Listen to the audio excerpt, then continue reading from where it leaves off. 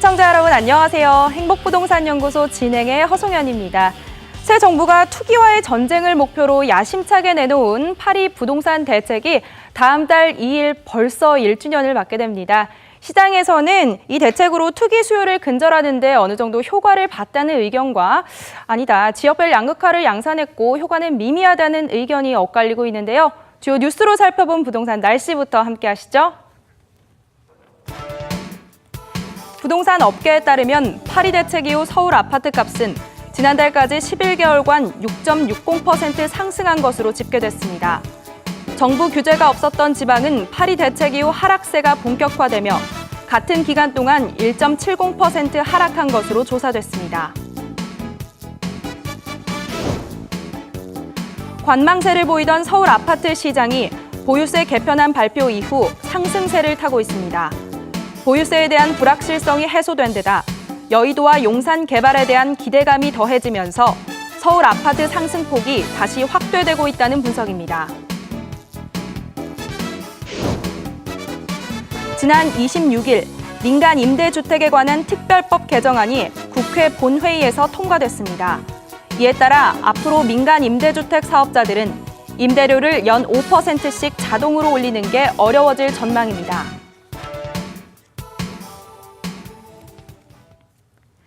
오늘도 다양하고 유용한 부동산 정보들 가득 준비되어 있으니까요. 끝까지 함께해 주시기 바랍니다. 행복부동산연구소 지금 시작합니다.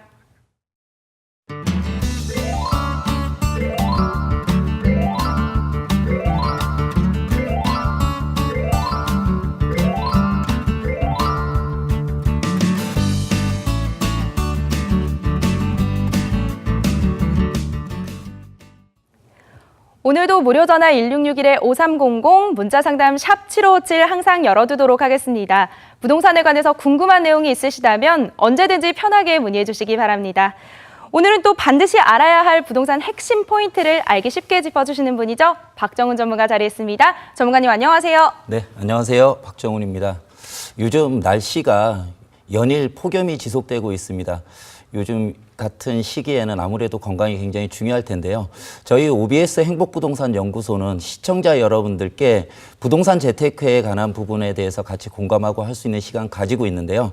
그래도 재테크에 대한 부분들도 중요하지만 아무래도 요즘같이 날씨가 갑자기 이렇게 더워지고 연일 폭염이 지속된다면은 건강에 대한 부분도 많이 신경을 쓰셔야 될 거고요.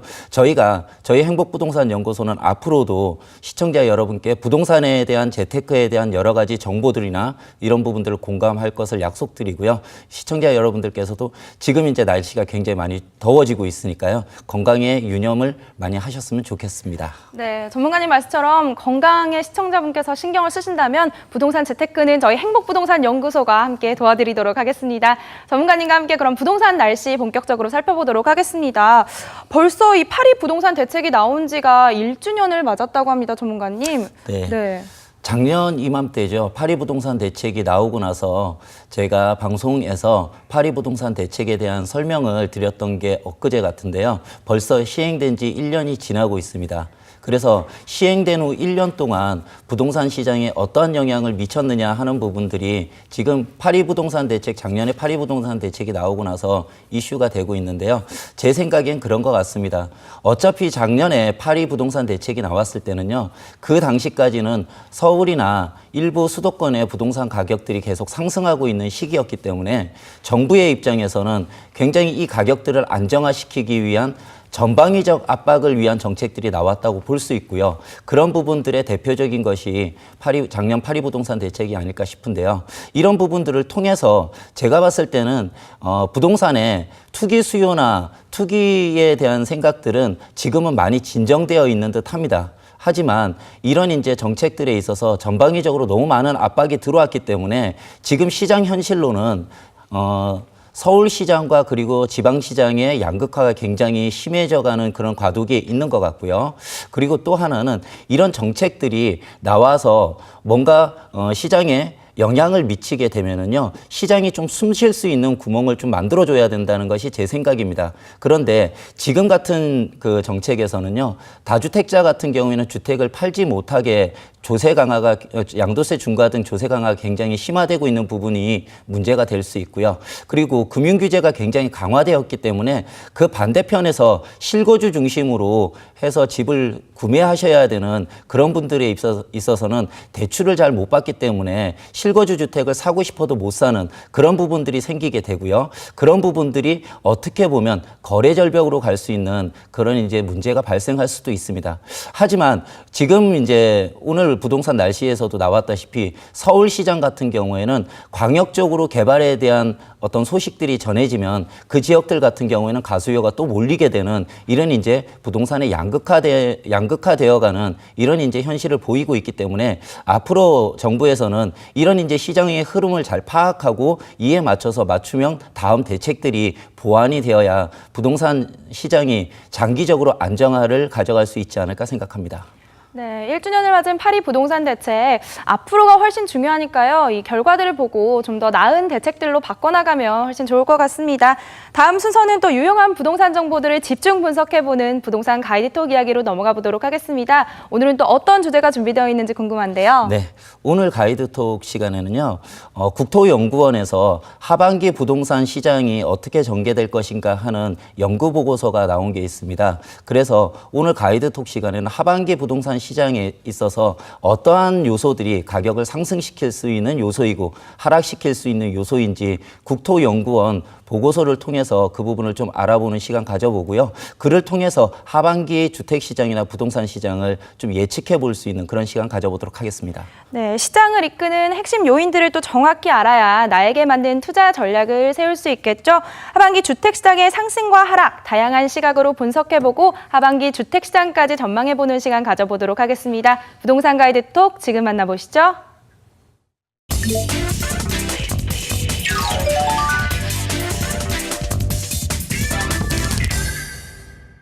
키워드와 질문으로 부동산 시장을 분석한다. 돈이 되고 힘이 되는 부동산 시장의 핵심 키워드. 부동산 투자자라면 절대 놓치지 말아야 할 시장의 흐름을 한 번에 짚어봅니다. 부동산 가이드톡에서 확인하시죠.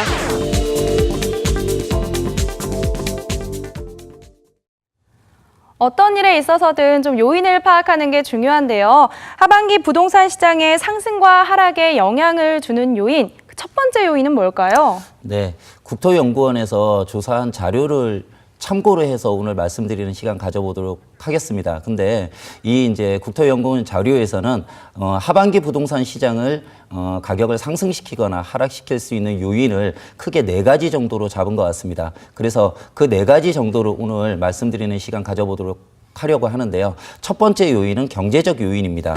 그래서 이 경제적 요인이라는 부분은 생각해 보시면은 앞으로 경제가 굉장히 좋아지고 각 가게의 소득이 증가하게 되면 그 소득이 증가한 것을 중심으로 해서 부동산에 투자하거나 또는 실거주 주택을 마련하는데 자금으로 쓰일 수 있기 때문에 앞으로 경제적 요인이 경제가 우리나라가 얼마나 좋아질 것인가 하는 부분이 부동산 시장에 미칠 영향력이 크다는 그런 이제 의미에서 우리가 이해를 할 수 있을 것 같은데요.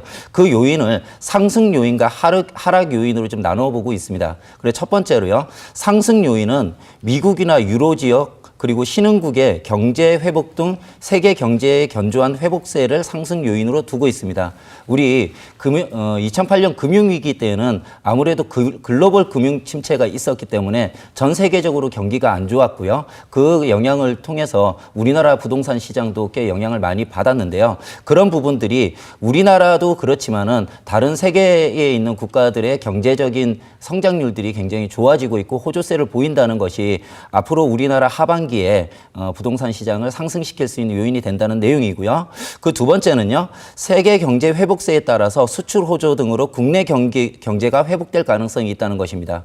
이 부분도 제가 방금 말씀드렸다시피 세계 경제가 좋아지게 되면은요. 그에 따라서 수출로 먹고 사는 우리나라 같은 경우에는 물건을 우리나라에서 만들어서 잘 팔 수 있기 때문에 외국에 있는 외화들이 많이 들어올 수 있고요. 그러다 보면 국내 경제도 회복될 수 있는 그런 요인이 되기 때문에 이 부분이 상승 요인으로 꼽힌 것 것 같고요. 세 번째는 저금리 기조 속에 풍부한 단기 유동 자금이라고 나와 있는데요. 이 부분은 사실은 미국의 연준에서는 계속해서 기준금리를 올리고 있습니다. 그런데 그에 따라서 우리나라 한국은행에서도 계속해서 우리나라의 기준금리를 올려야 되는데 거의 1년 정도를 지금 기준금리를 동결하고 있습니다. 그렇기 때문에 앞으로 기준금리가 좀 더 올라갈 수 있는 그런 위험성은 내포한다고 해도 지금까지는 아무래도 저금리 시대에 있기 때문에 단기의 유동자금이 풍부하게 되면 이 부분이 부동산 시장으로 많이 유입될 수 있는 그런 이제 여건들이 상승 요인으로 잡혀지는 것 같고요. 하락 요인으로는요. 금방 지금 우리나라의 기준금리에 대해서 말씀을 드렸는데요. 그것과 대조적으로 미국과의 기준금리 격차로 확대로 인해서 국내 기준금리가 인상이 될 것이라는 내용들이 나와 있고요. 이런 압박들이 계속되게 되면 기준금리는 조금 더 올라갈 수 있는 부분이 부동산 시장의 가격들을 하락시킬 수 있는 요인이 될 수 있다고 말하고 있습니다. 두 번째는요. 취업자의 증가수가 감소하게 되고 그리고 실업률이 상승하는 등 고용 여건 개선이 둔화되고 있는 것이 사실인 것 같습니다. 지금 국제적으로 경제가 성장하고 있는 부분은 맞는 것 같은데요. 국내 경기 회복이 지금 더디게 이루어지고 있고 실업률이 굉장히 증가하고 있습니다. 그렇기 때문에 이런 이제 실업률의 감소나 국내 경기가 회복되지 않는 부분들은 앞으로도 부동산 가격의 하락을 만들 수 있는 요인으로 보여지고요. 세 번째는 보호무역주의 강화, 유가 상승, 일부 품목의 공급 과잉 등으로 수출에 악재가 되어진다면은 우리나라 경제에 앞으로 악영향을 미칠 수 있기 때문에 이런 부분들이 앞으로 하반기에 우리나라 부동산 시장을 좀 하락화시키는 그런 이제 요인이라고 볼 수 있고요. 두 번째는요, 주택 시장적 요인이라고 분석하고 있습니다. 그래서 이 부분도 상승 요인과 하락 요인으로 나누고 있는데요. 상승 요인 같은 경우에는 광역시 재개발, 재건축 등 정비 사업이 앞으로도 활발해질 수 있다면은 이런 부분들의 가수요들이 몰리기 때문에 부동산 가격이 좀 상승할 수 있겠다. 이런 이제 분석을 하고 있는데요. 실제적으로 봤을 때 지금 서울시장이나 이런 곳 같은 경우에는 강남 재건축을 굉장히 억제한다든지 하는 식으로 재개발 재건축 부분에 대해서 신규 공급 물량이 장기적으로 좀 많이 떨어질 거라는 예상이 되기 때문에 이런 부분들은 지방의 광역시 부분으로 국한하시면 좋을 것 같고요. 두 번째는 수도권 공공분양의 사업이 확대가 될 것이라는 부분입니다. 이 부분은 아무래도 지방자치단체장 선거를 치르면서 각 광역자치단체에서 주거에 대한 복지를 위한 그런 이제 공공임대주택들에 대한 개발 사업들이 많이 진행될 것이라는 그런 요인인 것 같고요. 세 번째는 남북관계 개선에 따른 접경 지역의 개발 기대 수요가 증가함으로 인해서 아무래도 부동산 가격이 상승할 수 있는 가능성이 있다고 얘기하고 있습니다.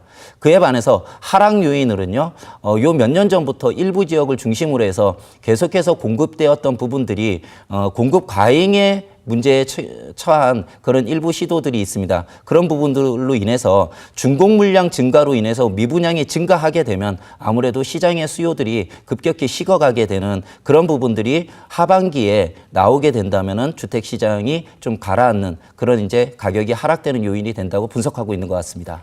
네, 주택 시장적 요인까지 살펴보면서 올 하반기에도 증가하는 준공 물량이 좀 하락 요인으로 예측되지만 또 다양한 상승 요인까지 있다는 점도 확인해 봤는데요. 그렇다면 다음으로 살펴본 요인은 어떤 요인이 있을까요? 네, 이제 두 가지 요인이 남았겠죠.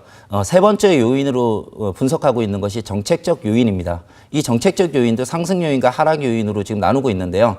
상승 요인 같은 경우에는 지방자치단체장의 지역개발 공약 사업이 추진됨으로 인해서 각 지방자치단체의 부동산 개발 사업들이 늘어날 수 있다는 그런 이제 얘기를 하고 있고요. 두 번째로는 도시재생 뉴딜 사업이 지금 추진이 되고 있습니다. 그리고 이것 같은 경우에는 문재인 정부에서 중점적인 부동산 사업으로 부동산 시장의 사업으로 공약을 했기 때문에 이런 부분들은 아주 안정적으로 앞으로도 추진이 될 수 있고 그런 부분들의 사업들이 펼쳐지게 되면은 부동산 시장의 가격이 상승되는 그런 이제 요인이 될 수 있을 거라는 그런 이제 연구 보고인 것 같고요. 세 번째는 GTX 등 수도권 전철망이 굉장히 확대됨으로 인해서 이런 이제 광역 교통망이 확대되게 되면 아무래도 교통망이 좋아지게 되면은 부동산 가격은 상승하게 되어 있습니다. 그렇기 때문에 가격의 상승에 대한 기대를 얻는 그런 이제 가수요들이 몰릴 수 있다면은 가격의 상승 요인으로 작용할 수 있을 것이라는 그런 이제 연구 분석 보고서로 나와 있고요. 하락 요인은요. 아무래도 파리 부동산 대책 등 정책 효과가 지속된다면은 지금같이 가라앉아 있는 부동산에 대한 가수요들의 투자 심리들이 계속 살아나지는 못할 거라는 그런 내용입니다. 그런데 이런 부분들에 있어서는 작년 파리 부동산 대책이 지금 효과를 보고 있는 거는요. 아무래도 올해 4월 1일부터 양도세 중과 부분이 굉장히 강화되기 시작하면서 시장의 심리들이 좀 가라앉았다고 볼 수 있는데요. 그런 부분들이 앞으로도 좀 지속될 수 있는 가능성이 있을 것 같고요. 그에 더해서 종부세 및 임대소득세 개편으로 인해서 세 부담이 증가하게 된다면은 부동산으로 유입되는 자금들을 통해서 수익을 창출해야 되는데요. 이런 수익들이 굉장히 감소될 수 있다는 그런 이제 심리가 펼쳐지게 된다면 가격이 하락되는 요인으로 작용할 수 있다고 볼 수 있습니다. 그리고 마지막으로 이제 금융 규제인데요. 신DTI나 DSR 등 금융 규제가 좀 더 확대됨으로 인해서 대출 억제 정책이 들어오게 되면요. 기준금리 상승과 더불어서 아무래도 시장에는 악영향을 미칠 수 있다. 이렇게 이제 분석을 하고 있는데요. 이 하락 요인들을 전체적으로 좀 분석해 보면은요. 파리 부동산 대책을 중심으로 해서 여러 가지 전방위적인 정부의 가격을 억제하기 위한 정책들이 나왔는데요. 그런 부분들이 시장에 앞으로도 좀 더 영향을 미칠 수 있는 그런 이제 요인들이 있다면 그런 부분들이 가격을 하락시키는 요인이 된다. 이렇게 분석하시면 좋을 것 같습니다. 그리고 마지막으로 심리적 요인에 대해서 설명하고 있는데요. 상승 요인으로 보고 있는 것이요. 서울 등 수도권 주택 매매 시장 소비자 심리 지수가 하락하고 있지만은 아직은 100 이상을 기록하고 있기 때문에 시장 심리에 있어서는 본격적인 조정세가 나타나고 있지는 않다는 것입니다. 이런 말을 다른 말로 쉽게 좀 말씀드리면요. 눈치 보기를 하고 있다는 것으로 보여지고요. 이런 가수요들이 지금 서울의 일부 지역들 같은 경우에는 개발에 대한 것들이 발표가 되면은 가수요들이 굉장히 많이 몰리고 있습니다. 그렇기 때문에 파리 부동산 대책을 중심으로 해서 가수요들의 투기 심리가 아직까지 다 꺾이지 않은 부분들이 시장에 남아있다. 이렇게 보시면 좋을 것 같고요. 하락 요인 같은 경우에는 지방에 대한 부분을 얘기하고 있습니다. 지방의 주택매매 소비자 심리지수는 지속적으로 하락하고 있습니다. 그리고 일반 가구 및 중개업소 하반기 시장을 설문조사를 해봤을 때 하락하겠다는 전망들이 굉장히 많아지고 있기 때문에 심리적으로는 상승 요인보다는 하락 요인이 좀 더 많아진다. 이렇게 볼 수 있는데요. 이 부분을 좀 더 깊이 있게 살펴본다면요. 주택 시장이나 부동산 시장에 있어서 앞으로 올 하반기에는 양극화가 좀 더 심화될 수 있겠다. 이렇게 보시면 좋을 것 같습니다. 그래서 서울이나 또는 국지적으로 호재가 있는 지역들 같은 경우에는 가수요들이 아직까지 투기 심리가 살아있기 때문에 그쪽으로 수요들이 많이 몰려갈 가능성이 있고요. 그에 반해서 지방의 일부 도시와 같이 이렇게 주택 호재가 부동산에 호재가 없는 지역들 같은 경우에는 지속적으로 가격이 하락되는 부동산 양극화 시장이 본격화될 수 있는 그런 이제 요소를 가지고 있다. 이렇게 보시면 좋을 것 같습니다. 네, 이 네 가지 요인들을 살펴보고 나니까 이 하반기 주택 시장이 어떤 방향으로 흘러가게 될지 더욱 궁금해지는데요. 2018년 하반기 주택 시장 전망은 어떤가요, 전문가님? 네, 일단은 제가 전망을 내는 건 아니고요. 국토연구원에서 설문조사를 통해서 여러 가지 이제 통계적 방식을 통해서 주택 가격이 어떻게 될 것인가, 부동산 가격이 어떻게 될 것인가 결론을 냈는데요. 그 부분을 좀 말씀을 드리자면요. 표를 좀 봐주시면은요. 주택 가격 같은 경우에는요. 전국 같은 경우에 2018년 하반기에 마이너스 0.2로 되어 있기 때문에 가격이 좀 하락된다고 나와 있습니다. 그런데 이 부분이 수도권과 지방으로 나누어 봤을 때는요. 수도권 같은 경우에는 0.3% 정도가 증가한다고 생각하고 있기 때문에 지방의 하락폭들이 늘어나는 부분과 더불어서 수도권은 좀 더 가격이 상승할 수 있는 그런 여건이 있다고 볼 수 있고요. 그에 반해서 전세 가격 같은 경우에는 2018년 하반기 쪽을 좀 봐주시면은요. 전부 1.2, 1.2, 마이너스 1.1 해서 전부 마이너스를 보이고 있습니다. 그렇기 때문에 마이너스라는 건 가격이 상승되지 않는다는 것을 의미하기 때문에요. 전체적으로 이 보고서에서 결론을 내는 거는요. 2018년 하반기의 부동산 시장은 수도권 같은 경우에는 강보합세를 보일 가능성이 많다고 결론을 내고 있고요. 그에 반해서 지방 같은 경우에는 하락폭이 확대될 수 있는 여건이 되고 있다. 이렇게 전망을 하고 있는 거고요. 이런 부분들은 계속해서 지금 언론에서도 이슈화 되고 있듯이 어떤 지역이나 어떤 상품에 따라서 부동산 시장이 양극화가 되어갈 수 있는 그런 시장적인 요소를 가지고 있다. 이렇게 파악하시면 좋을 것 같습니다. 네, 오늘 부동산 가이드톡에서는 국토연구원 자료를 바탕으로 부동산 시장에 영향을 미치는 주요 원인들과 함께 또 그에 따른 주택시장의 전망까지 한번 살펴봤는데요. 언뜻 보기에는 좀 시장이 전반적으로 안정을 찾아가는 것처럼 보이지만 지역별 양극화 현상은 점점 더 심화가 되고 있다고 합니다. 이 지역별 양극 맞춤형 정책으로 인해서 하반기 시장에는 좀 이 지역별 양극화가 좀 해소되기를 바라는 마음입니다. 전문가님, 이번 주에는 또 어떤 세미나가 준비되어 있나요? 네, 이번 주 세미나 시간에는요, 지금 방금 말씀드렸던 이 이제 국토연구원의 연구 자료를 굉장히 분량이 많은데 그 중에서 일부를 지금 방송 시간에 방송을 해드린 거고요. 그 부분에 대해서 좀 더 심도 있는 그런 이제 논의를 좀 진행해 보면 좋을 것 같습니다. 그래서 이번 주 세미나 시간에는요, 하반기 주택시장 상승 및 하락 요인을 중심으로 해서 이 부분을 심화해서 좀 더 말씀드릴 수 있는 이런 시간 가져보도록 하겠습니다. 네, 세미나에 참석하셔서 좀 심도 있는 내용들 가득 얻어가시길 바라겠습니다. 지금까지 부동산 가이드톡이었습니다.